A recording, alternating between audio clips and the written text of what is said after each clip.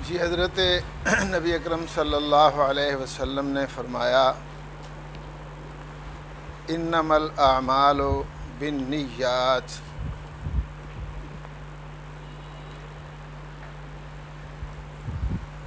انما کلمہ حصر ہے، اس کا مطلب یہ ہے کہ جو بات یہاں ہو رہی ہے بس یہی بات ہے، اس کے علاوہ اور کوئی بات نہیں۔ پہلے ہمارے بزرگ پرانے جو ہے نا وہ اس کا معنی کیا کرتے تھے سوائے اس کے نہیں، یعنی اس کے علاوہ اور کوئی بات نہیں۔ اس وقت سوائے اس کے نہیں کی عام بچے سمجھتے تھے پتہ نہیں اس کا کیا مطلب ہے، لیکن اصل میں یہ کلمہ حصر ہے۔ اس کا مطلب یہ ہے کہ جو بات یہاں ہو رہی ہے یہی بات ہے، اس کے علاوہ اور کسی بات کی کوئی حیثیت و حقیقت نہیں۔ لفظ الاعمال اور دیگر طرق کے الفاظ کے حوالے سے جو معتدل موقف ہے ہم نے آپ کے سامنے وہ پیش کیا ہے۔ اب یہاں یہ بات ہے کہ الاعمال لفظ اس میں الف لام ہے، تو یہ الف لام جو ہے نا یہ معروف بنانے کے لیے ہے، کیونکہ اعمال تو کئی قسم کے ہوتے ہیں۔ انسان اپنے ارادے کے ساتھ جو بھی حرکت کرتا ہے اسے عمل کہلاتا ہے۔ دنیا میں کسی چیز کے اندر بھی پائی جانے والی کوئی خوبی ذاتی نہیں ہے کسی کی، سب اللہ تعالیٰ نے عطا کی ہیں، اور وہ اوصاف جو اللہ تعالیٰ کی مخلوقات میں سے حیوانات کو ملے ہیں، دیکھیں بعض ایسی مخلوقات ہیں جو بالکل جامد اور ٹھوس ہیں، جیسے پتھر ہیں، پہاڑ ہیں، یا اس طرح کی اور چیزیں ہیں۔ بعض ایسی ہیں جن میں نشو و نما تو ہوتا ہے لیکن وہ بھی غیر ذی روح ہیں۔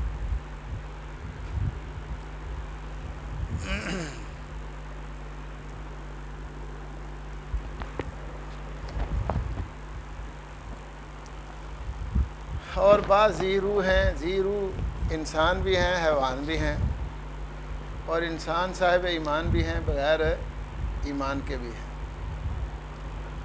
انسان کے لیے انسان ہونا یہ اگرچہ ایک امتیاز کی بات ہے، لیکن یہ امتیاز کافی نہیں ہے، بلکہ فرعون، قارون، حامان، نمرود، ابو جہل، ابو لہب وغیرہ یہ لوگ بھی سارے انسان ہی تھے۔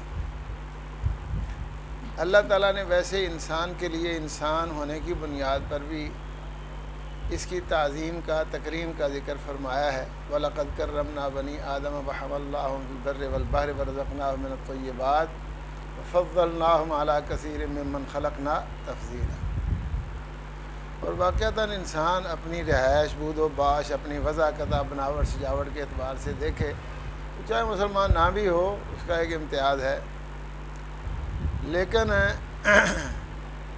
بہرحال عام حیوانات بھی متحرک بالارادہ ہوتے ہیں اور اپنے ارادے سے کچھ کرتے ہیں، لیکن انسان جو ہے یہ بھی متحرک بالارادہ ہے، لیکن انسان کے اعمال کا اس کے اوپر باقاعدہ اثر ہوتا ہے۔ باقی جتنی بھی مخلوقات ہیں انسان کے علاوہ، حیوان یا جن کے علاوہ، غیر مکلف جنہیں کہا جاتا ہے، جو مرضی کریں، ان کو نہ اس کا کوئی نقصان ہے نہ اس کا کوئی فائدہ ہے آخرت میں۔ لیکن صاحب ایمان انسان جو کچھ کرتا ہے اس کے لیے باقاعدہ اس کے اوپر اثرات ظاہر ہوتے ہیں۔ اگر وہ اچھے اعمال کرے گا تو اس کا اچھا اثر بھی ہوگا، اس کی اپنی ذات پر بھی اور ماحول پر بھی، معاشرے پر بھی، اور اس کی دنیاوی زندگی پر بھی اور اخروی زندگی پر بھی۔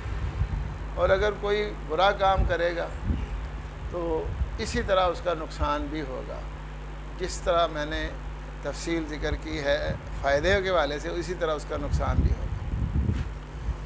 تو یہی وجہ ہے کہ اللہ پاک نے انسانوں کے متعلق یہ بات کہی ہے کہ قیامت کا دن جب ہوگا تو یوم تبیض وجوہ و تسود وجوہ فاما الذین اسودت وجوہہم اکفرتم بعد ایمانکم فذوقوا العذاب بما کنتم تکفرون واما الذین ابیضت وجوہہم ففی رحمت اللہ ہم فیہا خالد۔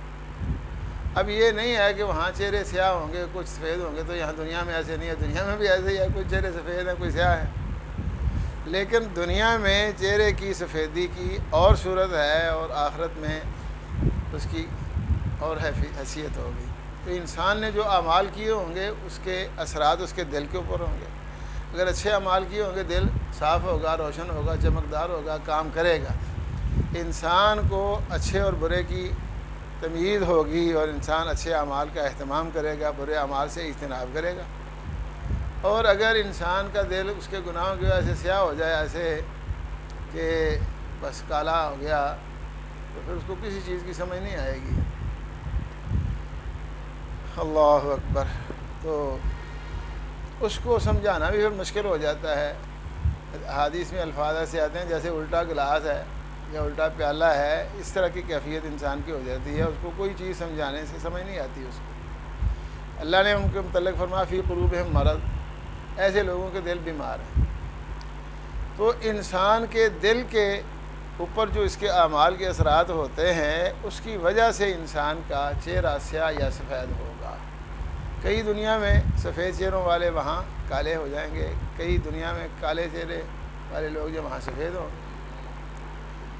تو بہرحال وہ اعمال جو نہیں کرنے چاہیے ان کو اگرچہ ایک حرکت ہونے کی وجہ سے، کام ہونے کی وجہ سے، فعل ہونے کی وجہ سے عمل کا لفظ اس پر بولا جاتا ہے، لیکن وہ منکرات ہیں، ٹھیک ہے۔ اور وہ اعمال جو انسان کو اچھا بناتے ہیں، جن کی وجہ سے انسان کو اللہ کے ہاں یہ اعزاز ملتا ہے کہ فرمایا بشر الذین آمنوا وعملوا الصالحات ان لهم جنات تجری من تحتها الانہار، یا ان الذین آمنوا وعملوا الصالحات انا لا نضيع اجر من احسن عملا ان الذین آمنوا وعملوا الصالحات كانت لهم جنات الفردوس نزلا، یا پھر کہا الا الذین آمنوا وعملوا الصالحات، کہیں استثناء کی بات ہے، کہیں خبر کی بات ہے، کہیں بشارت ہے۔ تو یہ انسان کے اچھے اعمال کی وجہ سے ہے، اور اچھے اعمال جو ہے نا یہ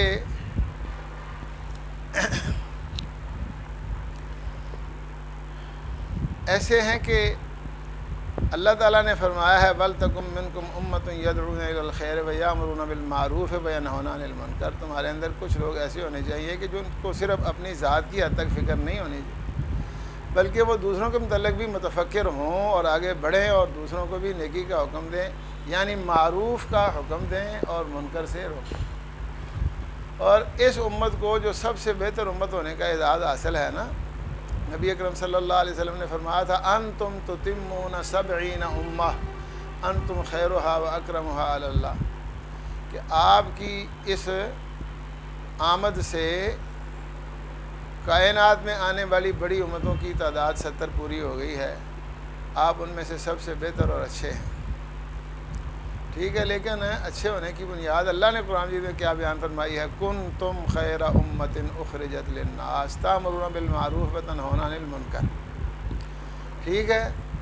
تو کنتم خیر امۃ اخرجت للناس تأمرون بالمعروف وتنہون عن المنکر، وہی بات ہے کہ منکر سے روکنا صرف اپنے آپ کو ہی نہیں دوسروں کو بھی، اور معروف کا اہتمام کرنا صرف اپنی ذات کی حد تک بلکہ دوسروں پر۔ یہ وہ امتیازی وصف ہے جس کی وجہ بنیاد پر یہ امت سب سے بہتر امت ہے، اور اس وصف کے ہونے کی صورت میں یہ سب سے بہتر ہوگی۔ اگر کوئی شخص انفرادی طور پر یا ایسا خطرہ تو نہیں ہے لیکن ہوگا اجتماعی طور پر امت ایسی ہو جائے کہ اس وصف سے خالی ہو جائے تو پھر ایسے نہیں۔ یہی وجہ ہے کہ بعض مفسرین نے لکھا ہے کہ کنتم خیر امۃ اخرجت للناس کا لفظ انتم خیر امۃ اخرجت للناس کی بجائے کیوں استعمال کیا گیا ہے؟ کنتم اور انتم میں بظاہر لمبا چوڑا فرق کوئی نہیں ہے، انتی بھی خبر ہے انتم خیر امۃ اخرجت للناس، لیکن کنتم خیر امۃ اخرجت للناس ان میں فرق کیا ہے؟ تو انہوں نے فرق بیان کیا ہے کہ انتم کہنے سے یہ ایک بشارت مل جاتی ہے، خوشخبری ہے اور خبر ہے کہ آپ بہتر ہیں، ٹھیک ہے، لیکن یہ وصف موجود ہو یا نہ ہو دونوں صورتوں میں خبر مل گئی، جبکہ کن تم لفظ بولنے سے اس وصف کا وجود ضروری ہے، ٹھیک ہے۔ کن تم خیر امت اخرجت کا مطلب یہ ہے کہ اگر آپ کے اندر یہ وصف موجود ہو تو پھر آپ بہتر امت ہوں گے، ورنہ نہیں۔ تو یہ جو بات میں نے کی ہے، اگرچہ میرے خیال میں آپ اسے سمجھتے ہوں گے کہ یہ بوجھ ہی ہے، لیکن الاعمال لفظ جو ہے نا اس کا تعین ضروری ہے، کیونکہ ویسے اس کے اندر وہ وسعت رکھی جائے جو عام ہے تو پھر تو منکر بھی آ گیا اور معروف بھی آ گیا، جبکہ یہاں الاعمال سے مراد ہر عمل نہیں ہے۔ البتہ چونکہ یہاں ایک پہلو بیان ہو رہا ہے، اس وجہ سے میں نے یہ بات کہی ہے۔ کئی لوگ جو ہے نا وہ یہ صرف نیت کو ہی کافی سمجھتے ہیں، اس میں کوئی شک نہیں کہ نیت کا خلوص اور صفائی جو ہے نا ایک کمال ہے، ہاں جی۔ بعض احادیث میں نبی پاک صلی اللہ علیہ وسلم کا یہ فرمان و بیان بھی ہے کہ نیت المومن خیر من عمل، کہ انسان کی نیت اگر اس کی کیفیت اچھی ہے تو اس کے عمل سے بہتر ہے، لیکن یہ ہے اس حد تک کہ انسان اچھے اچھے اعمال کا ارادہ کرتا ہے، پروگرام بناتا ہے، اور دوسرا جو ہے وہ برے کام کرنے کے پالیسی پلاننگ کرتا ہے، اس حوالے سے یہ بات ہے۔ لیکن جب عمل انسان کے ارتکاب میں آ گیا، عمل ہو گیا، تو اس کے بعد پھر دیکھیں گے کہ عمل کیسا ہے۔ پہلے یہ دیکھنا کہ عمل معروف بھی ہے یا نہیں، کیا خیال ہے؟ کئی لوگ کہتے ہیں یار اسی بھاویں نماز نہیں پڑھتے، نیت ساڑی چنگی ہے، فلانا کام نہیں کرتے، نیت ساڑی چنگی ہے۔ ایک آدمی چوری کر رہا ہے، نیت اس کی چاہے کتنی اچھی ہو، وہ خلوص کے ساتھ چوری کرتا ہے تو یہ کوئی نیک عمل نہیں ہے، ٹھیک ہے۔ ایک عمل ہے ہی غیر شرعی، یعنی ایک عمل ہے ہی منکر، تو اس میں نیت کا کوئی دخل نہیں ہے۔ اس لیے میں نے یہ فرق کیا ہے، جو مجھے سمجھ آئی ہے میں نے بات کی ہے کہ الاعمال سے مراد ہر عمل نہیں ہے کہ اپنی مرضی سے جو کرو، نیت اچھی ہو گئی ٹھیک ہو گیا، نہیں۔ معروف شرعی طور پر جو معروف اعمال ہیں وہ مراد ہیں اس سے، کہ وہ بھی معروف نہیں ہوں گے اگر نیت ٹھیک نہیں ہوگی، یہ مطلب ہے اس کا۔ تو نماز پڑھے گا جیسے ذکر ہوا، لیکن لوگوں کو دکھانے کے لیے، اندازہ کریں نا کہ حدیث میں یہ بات کتنی موجود ہے کہ سب سے پہلے جن لوگوں کو جہنم میں گرایا جائے گا وہ وہی ہیں جن کی نیت میں فطور ہوگا، عمل ان کے بظاہر اچھے ہیں، ہیں جی۔ ایک آئے گا، اس سے پوچھا جائے گا جی کدھر آئے ہو، آج کا سنیا حساب کتاب ہوں وہ کچھ لین آئے ساڑا کچھ بن رہا تھی کون ہو، میں شہید ہوں۔ شہید شہادت بہت بڑا اعزاز ہے، کیا خیال ہے؟ اللہ اکبر۔ نبی اکرم صلی اللہ علیہ وسلم نے فرمایا تھا کہ میں تو صرف کمزور لوگوں کی وجہ سے رہتا ہوں مدینہ میں، ورنہ میرا اپنا دل یہ چاہتا ہے کہ ایک بار نہیں، اگر ممکن ہو 5 مرتبہ بھی شہادت مل جائے تو میں حاصل کرنے کے لیے تیار ہوں۔ وَدِدتُّ أَنِّي أُقْتَلُ فِي سَبِيلِ اللَّهِ ثُمَّ أُحْيَىٰ ثُمَّ أُقْتَلُ ثُمَّ أُحْيَىٰ ثُمَّ أُقْتَلُ ثُمَّ أُحْيَىٰ ثُمَّ أُقْتَلُ ثُمَّ أُحْيَىٰ ثُمَّ أُقْتَلُ۔ اور نبی اکرم صلی اللہ علیہ وسلم نے بتایا ہے کہ شہید ہی وہ شخص ہے کہ جنت میں جانے کے بعد بھی دنیا پر آنے کی تمنا کرے گا، اور کوئی نہیں کرے گا۔ ویسے تو اس نے بھی ابتدائی طور پر یہی کہنا ہے کہ نہیں، لیکن جب اصرار تکرار کے ساتھ بات ہوگی تو وہ کہے گا ہاں یہ میرا مطالبہ پورا کرو۔ اب پورا ہونا یا نہیں ہونا، لیکن بات یہ ہے کہ یہ شہید اپنے لیے جو کرامت وہاں پائے، شہید وہ جس کا پہلے بتایا گیا ہے، نہیں جن اسی شہید کہیں، وہ نہیں جس کو اللہ تعالیٰ کا شہید مانا جاتا ہے، اس کی بات اللہ، وہ اپنی کرامت اعزاز دیکھتا ہے، توقیر و عزت دیکھتا ہے، تو اپنا پروٹوکول دیکھتا ہے تو اس کا جی چاہتا ہے کہ ایک کم ڈبل ہو جائے۔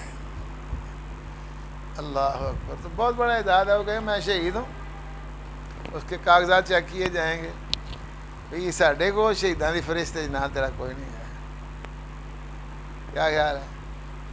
لیکن سارا عمل وہی ہوا ہے، گھر سے نکلا ہے، چلا ہے، سب کچھ گیا، وہاں مقابلہ بھی ہوا اور مارا بھی گیا ہے، اللہ مانتے ہی نہیں، کذبتا، کیا کہا جائے گا، تو جھوٹ بولتا ہے، ساڑھے کاغذاں ہی کوئی نہیں، کیوں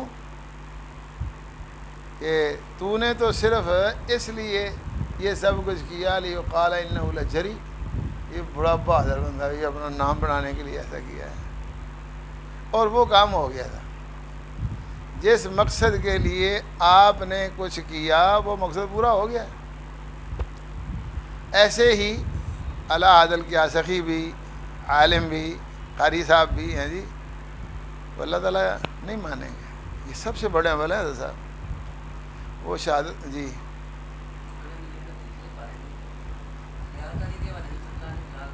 ہاں ہاں وہ ٹھیک ہے، لیکن ابدائے صدقات نیت کے ساتھ ہی ہے نا، یہ ایک عمل ہے کہ ایک انسان دوسروں کو ترغیب دلانے کے لیے دیتا ہے، ظاہر کرتا ہے، ٹھیک ہے، اس کی نیت ریاکاری نہیں، یعنی لوگوں میں شہرت حاصل کرنا نہیں ہے، لوگوں میں نیک نامی اور وجاہت پانا نہیں ہے، لوگوں کو خوش کرنا اس کا مقصد نہیں ہے، اس کا مقصد جو ہے وہ تو بڑا کہ میری سخاوت کے ساتھ متاثر ہوگا دوسرے لوگ جو ہے نا جو بھی شریک ہو جائیں، تاکہ جو مہم ہے وہ آسان ہو جائے، ٹھیک ہے، وہ یہ بات ہے۔ تو پہلے آپ دیکھیں نا، مثل الذین ينفقون اموالهم ابتغاء مرضات اللہ وتثبیتا من انفسہم، یہ مثال تو اللہ نے پہلے دے دی ہے، تو ابتغاء مرضات اللہ اس میں بھی ہے، اگر ایسے شخص کی نیت جی اچھی نہیں ہے تو وہ ریاکار ہے، اور ریاکاری کا ارادہ جو شخص رکھتا ہے وہ چاہے کتنا چھپ کر کوئی کام کرے اس کو ارادے کی وجہ سے بھی کام خراب ہو سکتا ہے۔ تو بہرحال مطلب میرا یہ ہے کہ یہاں اس بات کا تعین کرنا ضروری ہے کہ الاعمال سے مراد سارے اعمال نہیں، بلکہ معروف اعمال ہیں، اور وہ اگر نیت میں فطور آ گیا تو وہ ختم ہو جائیں گے، ان کا کوئی فائدہ نہیں، فجعلناہ ھباء منثورا، ان کی یہ کیفیت ہو جاتی ہے، بڑے بڑے اعمال جو ہیں نا ان کا کوئی فائدہ نہیں ہے۔ اللہ اکبر۔ اور اس سے مراد وہ اعمال ہیں جن سے اللہ پاک نے راضی ہونے کا یا ان پر کچھ دینے کا، ان کے اجر و ثواب کا، یا ان کی وجہ سے کوئی درجات کا بیان ہے، وہ اعمال مراد ہیں۔ تو باقی جو ہے نا چاہے نیت کتنی اچھی ہو، جو اعمال اچھے نہیں ہیں، منکر ہیں، وہ ان کا کوئی فائدہ نہیں، وہ انسان کی اچھی نیت کے ساتھ ہے نا، بلکہ بعض اچھے اعمال بھی جو شرعی طور پر معروف ہیں، ان کی بھی چاہے اچھی کیفیت بھی ہو تو وہ اچھے نہیں ہوں گے۔ یہی وجہ ہے کہ اعمال کے اللہ تعالیٰ نے صالحہ کہا نا، بشر الذین آمنوا وعملوا الصالحات، تو علماء اور محدثین نے اعمال کے صالح ہونے کے لیے بھی کچھ شرائط بیان کی ہیں۔ عموماً 2 شرطیں بیان کی جاتی ہیں، حضرت امام ابن قیم نے سیدہ نونیہ میں بیان کیا ہے، وَاعْلَمْ بِأَنَّ الْأَجْرَ لَيْسَ بِحَاصِلٍ إِلَّا إِذَا كَانَتْ لَهُ صِفَتَانِ لَا بُدَّ مِنْ إِخْلَائِهِ وَنَقَائِهِ وَخُلُوِّهِ مِنْ سَائِرِ الْأَدْيَانِ، وَكَذَا مُتَابَعَةُ الرَّسُولِ فَإِنَّهَا حَتْمٌ بِحُكْمِ نَبِيِّنَا الْعَدْنَانِ، یعنی ایک کام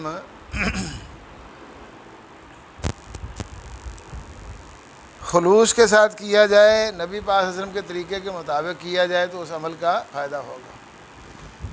تو میں نے پڑھا تو اسی طرح ہی ہے، لیکن خود غور کر کے جو اعمال صالحہ کے حوالہ سے تفصیلات میرے ذہن میں بیٹھ گئی ہیں نا، میں ان میں تھوڑی سی مزید اضافی شرط بھی پاتا ہوں، اسی لیے یہاں یہ معنی کیا ہے الاعمال سے مراد معروف اعمال ہیں، ہر عمل نہیں، یعنی کسی عمل کا سب سے پہلے شرعاً جائز ہونا، جائز ہونے کے بعد وہ کس درجے میں ہے، فرض ہے، واجب ہے، ابھی باہر نکلانا تو جی جانور کو قربان کرتے وقت قبلہ رخ کرنا فرض ہے، واجب ہے یا سنت ہے یا کیا ہے، میں نے کہا یہ کچھ بھی نہیں ہے یار، یہ مستحب بھی نہیں، اپنی مرضی سے کر لو، جدھر مرضی کرنی ہے کر لو، یہ کوئی فرض واجب نہیں ہے، نہ کوئی مستحب ہے، نہ کہیں ہم نے پڑھا ہے، ایسے لوگ اہتمام کرتے ہیں۔ تو سب سے پہلے یہ کہ عمل جو ہے نا شرعی طور پر جائز ہونا چاہیے، اس کے بعد اس کا درجہ کیا ہے کہ اس کا حکم دیا گیا ہے کہ اس کو لازمی طور پر کرنا ہے، یا اس کی فضیلت بیان کی گئی ہے بغیر جو ہے نا اس کی حتمی قطعیت کے، اور یا پھر اس کی ترغیب ایسے دلائی گئی ہے۔ تو پہلے یہ اضافی شرط جو ہے نا جی یہ ہے، کیونکہ قرآن مجید میں یہ بیان ہے، جب قبلہ بدلا تو لوگوں نے اعتراض کیا تھا کہ یہ قبلہ کیوں بدلا گیا ہے، پہلا قبلہ اگر ٹھیک نہیں تھا تو اس کو پہلے کیوں اختیار کیا گیا، اور اگر اب ٹھیک نہیں ہے تو پہلے کیوں رکھا گیا، اب یہ قبلہ پہلے ٹھیک تھا تو اس کو پہلے کیوں نہیں بنایا گیا، اب ٹھیک ہے تو پہلے کیوں نہیں بنایا گیا، اعتراض ہو سکتے ہیں۔ لیکن اللہ پاک نے اس کا جواب کیا دیا ہے، لیس البر ان تولوا وجوہکم قبل المشرق والمغرب، اپنی مرضی سے آپ چاہے مشرق کی طرف منہ کر لیں، مغرب کی طرف کر لیں، یا کسی اور جانب کر لیں، یہ نیکی نہیں ہے۔ ولکن البر من آمن باللہ، نیکی اللہ کی بات ماننے کا نام ہے۔ تو جو کام اللہ تعالیٰ کی بات مانتے ہوئے کریں گے وہ کام ہے نیک، ایک یہ شرط ہے۔ اب ایک کام کی اللہ تعالیٰ کی طرف سے اجازت ہو چاہے کسی بھی درجہ میں تو وہی معروف ہوگا، وہی اچھا ہوگا۔ ایک کام کی اجازت نہیں ہے، وہ چاہے کوئی بھی، نماز ہے، روزہ ہے، یا قرآن مجید کی تلاوت ہے، یہ بڑے بڑے اعمال تو یہی ہے نا، کیا خیال ہے؟ لیکن نماز ہے، 5 ٹائم نماز پڑھنا منع ہے، 5 ٹائم نماز پڑھنا فرض بھی ہے، لیکن 5 اوقات نماز پڑھنا منع اور حرام بھی ہے۔ ایسے ہی عید کے دن روزہ رکھنا، کیا روزہ تو روزہ ہی ہے نا، بہت بڑا عمل ہے۔ نبی اکرم صلی اللہ علیہ وسلم نے فرمایا تھا مسلمان اور کافر کے درمیان فرق نماز سے ہوتا ہے، اور نبی اکرم صلی اللہ علیہ وسلم کو نبی پاک نے یہ بھی فرمایا کہ جب انسان روزہ شروع کرتا ہے تو فرشتے پوچھتے ہیں کیا انسان کے حال عمل کے متعلق ہمیں بتایا جاتا ہے اور اجر لکھوایا جاتا ہے، اب اس نے جو عمل شروع کیا اس کا کیا لکھیں؟ تو اللہ پاک فرماتے ہیں تمہارے کو کوئی شے نہیں، نہ ایسا قلم ہے جس کے ساتھ اس کا اجر لکھا جا سکے، اور نہ ایسا پیمانہ ہے جس کے ساتھ اس کی مقدار معلوم کی جا سکے، میرا بندے کا معاملہ ہے، سوم علی وانا جی، اتنا بڑا عمل ہے لیکن عید کے دن منع ہے، کیا خیال ہے؟ یعنی بڑے بڑے وہ اعمال جو بظاہر معروف ہیں لیکن ان کی اپنی حیثیت نہیں ہے، ان کی بھی شرعی حیثیت تبھی ہوگی جب اللہ تعالیٰ کی اجازت سے ہوں گے۔ تو یہ بڑے اعمال ہیں۔ قرآن مجید کی تلاوت ہے، اب دیکھیں نبی اکرم صلی اللہ علیہ وسلم کا فرمان صحیح مسلم میں موجود ہے، الا انی نہیت ان اقرأ القرآن راکعا او ساجدا، اور یہ صرف نبی پاک کا خاصہ نہیں بلکہ امت کے لیے بھی یہی ہے۔ نبی پاک صلی اللہ علیہ وسلم نے سب کو ہی رکوع سجدے میں قرآن مجید کی تلاوت کرنے سے منع کیا ہے، حالانکہ قرآن مجید کی تلاوت تو نماز میں سب سے بنیادی جز ہے، جس کے بغیر نماز ہوتی ہی نہیں، لیکن وہ رکوع سے پہلے ہے، رکوع کریں گے تو پھر اس طرح تلاوت کریں گے جس طرح کر رہے ہیں، کرتے کرتے اللہ اکبر کر کے چلے جائیں اور پھر اتوں ہی شروع کر دیں تلاوت جس طرح جہاں جاری تھی، یہ تو منع ہے، ٹھیک ہے۔ تو کئی لوگ یہ کہتے ہیں جی کوئی نہیں گل کلمہ ہی پڑھنے ہے نا، کوئی نہیں گل کلمہ شہادت نماز پڑھ لیا لا الہ الا اللہ، جی ایسے ہی قرآن ہی پڑھنے ہیں نا ایسے ہی اور کی کرنے ہیں۔ تو اس لیے میں نے یہ بات کی ہے کہ سب سے پہلے یہ شرط عموماً بیان نہیں کی جاتی، اس لیے میں بیان کر رہا ہوں کہ سب سے پہلے اس کام کا کم از کم مباح ہونا، اللہ تعالیٰ کی طرف سے اس کی اجازت ہونا جو ہے وہ ضروری ہے، وہ چاہے نماز ہے، چاہے روزہ ہے، چاہے زکوٰۃ ہے، یا کوئی اور چیز بھی ہے، اس کی اجازت ہے، ورنہ عمل صالح نہیں۔ اللہ اکبر۔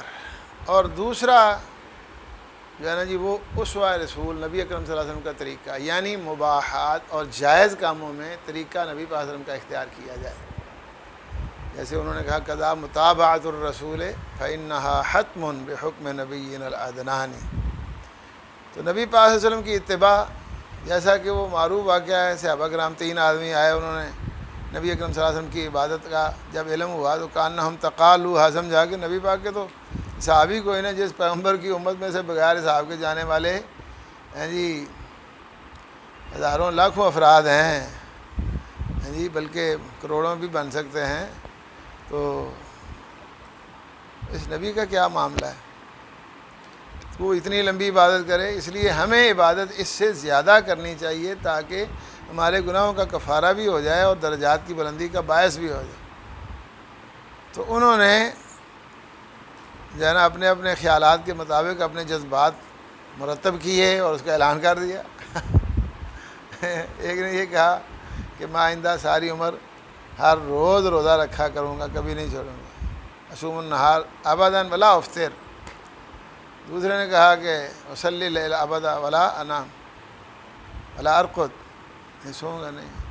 تیسرے نے ادھر ادھر دیکھا کہ میرے ہاتھ سے چھڈے ہونے کو میں شادی نہیں کروں، کہا تزوج النساء۔ اب نہ ان کی نیت میں کوئی شک ہے اور نہ یہ عمل بظاہر جو ہے نا خلاف شریعت ہے، نماز ہی ہے، روزہ ہی ہے، ٹھیک ہے۔ لیکن جب نبی اکرم صلی اللہ علیہ وسلم کو علم ہوا تو ان کو بلایا تو آپ صلی اللہ علیہ وسلم نے ناراضگی کا اظہار کیا، بلکہ ساتھ یہ خبردار کیا کہ من راغب عن سنتی فلیس منی۔ مسئلہ پوچھا میری بیویاں کو تو شادی نہیں کرنی ہے، مسئلہ بیویاں کو پوچھنے ہوا ہے، شادی نہیں کرنی، آپ زیادہ پرہیزگار ہیں۔ اللہ اکبر۔ نبی اکرم صلی اللہ علیہ وسلم کبھی ایسے کہتے تھے؟ وہی نا ایک خاتون گھر میں مسئلہ پوچھنے کے لیے، اس وقت بھی نبی پاک صلی اللہ علیہ وسلم تشریف فرما نہیں تھے، حضرت عائشہ سے پوچھا کہ میرے خاوند نے مجھے بھیجا، جاؤ مسئلہ پوچھ کے آؤ کہ اگر صبح نہانا ہو، روزہ رکھنا ہو، ٹائم تھوڑا ہو تو کیا کریں؟ جی حضرت عائشہ نے بتایا کہ نبی پاک سے بعد میں نہا لیتے ہیں جی، روزہ رکھ لیتے ہیں۔ وہ جا کر بتایا، بندہ آخر لگا ساڑھے آج تک ہی حکم ہے، نبی پاک کا مسئلہ ہے نا، نبی پاک کی گل نہیں، ساڑھے آج تک ہی وہ پوچھ کے آ۔ وہ دوبارہ آئی، پھر نبی پاک اتفاق سے گھر میں تھے، وہ آپس میں باتیں کریں ماں کیا کہتی ہے یہ مسئلہ پوچھنا آئی، دسیا نہیں تو دسیا ہی تو پھر آئی آندھی نہیں ہوئی، ساڑھے آج تک ہی مسئلہ۔ میں یہ خامد بہت پرہیزگار ہے، انا اتقاکم للہ و اخشاکم لہ، انا اعلمکم باللہ کے الفاظ، میں اللہ تعالیٰ کا حق زیادہ جانتا، اللہ کو پہچانتا اور اس کو جی اس سے ڈرنے والا سب سے زیادہ، میں احترام کرنے والا۔ اس کا مطلب یہ ہے کہ جو کام میں ایسے کروں جن سے روک دوں وہ تو چلو ہو گیا، باقی سب کے لیے قانون ہے۔ اللہ اکبر۔ تو دوسری یہ شرط ہے کہ نبی اکرم صلی اللہ علیہ وسلم کا طریقہ معروف اعمال میں نبی پاک کا طریقہ اختیار کیا جائے، اور تیسری شرط جو ہے نا وہ یہاں بیان ہوئی ہے، انما الاعمال بالنیات، یعنی ایسے اعمال جو شرعاً جائز ہیں، اس لیے معروف اعمال کا میں نے کہا منکر نہیں، وہ اگر نبی پاک صلی اللہ علیہ وسلم کے طریقہ کے مطابق ادا کیے جائیں تو بھی تیسری شرط جو ہے نا وہ ضروری ہے، اگر خالص اللہ کی رضا کے لیے ہوں گے تو وہ اچھے اعمال بن جائیں گے، کسی اور مقصد کے لیے ہوئے تو پھر کام خراب ہو جائے گا۔ اللہ اکبر۔ یہی وجہ ہے کہ اللہ تعالیٰ نے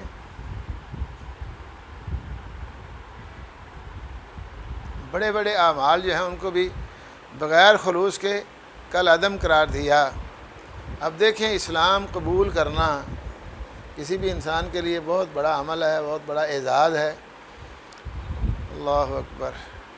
نبی اکرم صلی اللہ علیہ وسلم کے پاس حضرت عمرو بن عاص آئے اسلام قبول کرنے کے لیے، لیکن نبی پاک صلی اللہ علیہ وسلم کے پاس آ کر آپ سے بات چیت ابتدائی کی تو آپ کے ساتھ بیعت کا ارادہ ظاہر کر کے آپ کو کہا ابسط یدک لابایعک، آپ اپنا ہاتھ پھیلائیں، ذرا میں آپ بیعت کرنا چاہتا ہوں۔ نبی پاک نے آدھا کہ انہیں پیچھے کہا، حالانکہ یہ بات تو ناراض کرنے والی ہے، غصے والی ہے، اور نبی پاک صلی اللہ علیہ وسلم تو اللہ تعالیٰ نے بے نیاز بنا دیا نا، ایسا نہیں کسی نے مگر پہ آئے کہ مسلمان بنانا. کیا خیال ہے؟ اللہ اکبر. اس نے کہا تھا نا جس نے نبوت کا دعویٰ کیا کہ مجھے اپنے بعد خلیفہ بنا دو، میں نبوت چھاڑ دینا. نبی ہوں جی نبی دیکھو میں نے بتایا تھا نا، نبی اللہ تعالیٰ کے فیصلے کی سب سے زیادہ تصدیق، توثیق اور احترام کرتا ہے. انہوں نے نبوت چھاڑ دینا. نبی پاک نے اگر سوٹی ہے نا میرے ہاتھ ہی پڑی، اگر کہنا یہ سوٹی تو مسلمان تیرے سوٹی دے کے مسلمان نہیں کرنا، کہا خسمان خراب ہو گئی، ایسے نہیں کریں. لیکن یہاں آپ نے برداشت کر لیا ہے. ماں کیا بات ہے بھائی. میں نے کہا ارد تو انا اشترط، میری کچھ شرائط ہیں. تشترط تو ماذا، کیا شرائط ہیں؟ انہوں نے سارے گناہ کی دیں جیسے معاف ہو رہے ہیں تو مسلمان ہو جانے تھے، وہ پھر پھٹا جانا پہ. اللہ اکبر. نبی پاک نے فرمایا یا عمر اما علمت ان الاسلام یہدم ما کان قبلہ، اسلام قبول کرنے سے پہلے سارے حساب ختم ہو جاتے ہیں. وان الہجرۃ تہدم ما کان قبلہا وان الحج یہدم ما کان قبلہا. انسان اسلام کے تو بعد اعمال ایسے ہیں جن کی وجہ سے پہلے حساب ختم ہو جاتے ہیں. تو یہ ہے نا کہ حج کرنے والا حج مبرور کرنے والا رجا کا یوم والدت ہو ام، پہلے دن کے بچے کی طرح وہ پاک ہے اثرات سے. اللہ اکبر. تو بہرحال یہ بہت بڑے عمل ہیں. تو اسلام قبول کرنا سب سے بڑا عمل ہے. باقی تو چلو بعد کی باتیں ہیں. وہ منافقین جتنے بھی تھے وہ بظاہر تو اسلام قبول کرنے والے تھے. اللہ کہتے ہیں وَمِنَ النَّاسِ مَن يَقُولُ آمَنَّا بِاللَّهِ وَبِالْيَوْمِ الْآخِرِ وَمَا هُم بِمُؤْمِنِينَ. وجہ اس کی بیان کی فی قلوبہم مرض اذا جاءک المنافقون قالوا نشهد انک لرسول اللہ واللہ یعلم انک لرسول واللہ یشہد ان المنافقین لکاذبون. کہتے ہیں وہ یہی ہے اشہد ان محمد رسول اللہ. اللہ کہتے ہیں جھوٹ بولتے ہیں. ٹھیک ہے. تو اس کا مطلب یہ ہے کہ یہ تین چیزیں جو ہے نا یہاں یہ عمل کے لیے بنیاد ہے. انما الاعمال بالنیات. اعمال سے مراد معروف اعمال ہیں، اور پھر یہ دیگر شواہد سے معلوم ہوتا ہے کہ اتباع سنت بھی ضروری ہے، کیونکہ آپ نے من راغب عن سنتی فلیس منی. اور یہاں یہ بات تیسری پیش کی انما الاعمال بالنیات.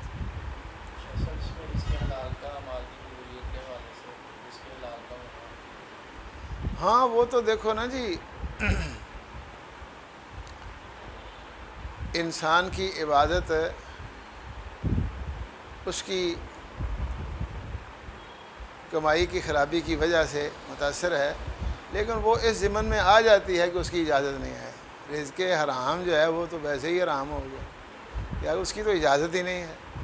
جی چونکہ ہم نے جی وہ ٹھیک ہے، لیکن میں نے عرض کیا نا کہ چونکہ ہم نے پہلے یہ بات کر لیا کہ الاعمال سے مراد معروف اعمال ہے، وہ تو ویسے ہی منکر ہے، وہ تو بات ہی کوئی نہیں نا، اس کی حیثیت ہی کوئی نہیں. وہ تو دیکھیں انسان سمجھتا ہے کہ شاید میں نے وضو کر لیا ہے، غسل کر لیا ہے، کپڑے مایا لا کے فرش کرا کے جب پالن ٹھیک ہو گیا ہے.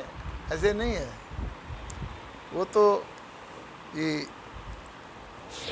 خون بھی گندا، گوشت بھی گندا، اللہ تعالیٰ میں بڑا سنجیدہ مسئلہ ہے. اللہ اکبر. لیکن وہ تو منکر کے اندر آتا ہے نا، اس لیے وہ ادھر نہیں ہے.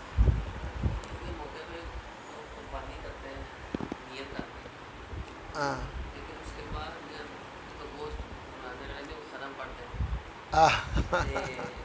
تقسیم ہی کرتے ایسی جی چیز ہے اس حوالے نہ بعد علماء جی کھا لو تو حرام تو نہیں ہوتی چیز بعد مطلق جو ہے نا وہ اس کے قائل نہیں ہوتا، کھانی نہیں. ہاں وہ اصل بات جو ہے نا وہ یہ ہے کہ حلال اور حرام کی جو بات ہے نا اس میں دیکھیں تو وہ اللہ تعالیٰ نے جو قرآن مجید میں ذکر کی ہیں چیزیں وہ ان کے اندر یہ نہیں آتی. ٹھیک ہے. اگر ایک آدمی قربانی کرتا ہے اور اللہ کی رضا اور خوشنودی کے لیے کرتا ہے، لیکن انہوں نے مولویوں کو اٹھا سبق پڑھایا اور ایک کر دینے نال ہے، تو اس کا مطلب صرف یہ ہے کہ ان کا یہ عمل بدعت کے زمرہ میں آئے گا اور ان کا یہ عمل اللہ کے ہاں قبول نہیں ہوگا. لیکن جو ہے نا وہ حرام نہیں ہوتا کھانا. وہ ما الا بھی غیر اللہ ہوگا تو پھر چور کھاؤ بوٹیاں کھاؤ روٹیاں کھاؤ تو بچنا ہی چاہیے جتنا بھی بچ سکے، کیونکہ بدعتی کی تعظیم و توقیر جو ہے نا، یا اس کے ساتھ یہ اس انداز کی بھی بات نہیں ہونی چاہیے۔ اللہ تعالیٰ محفوظ فرمائے۔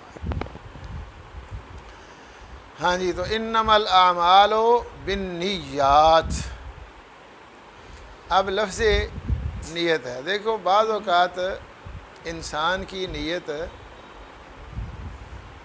اللہ اکبر، ویسے اکیلی بھی مفید ہو جاتی ہے، لیکن اس وقت جب انسان اپنے عمل پر خود مطمئن نہ ہو لیکن عمل شرعی طور پر ٹھیک ہو۔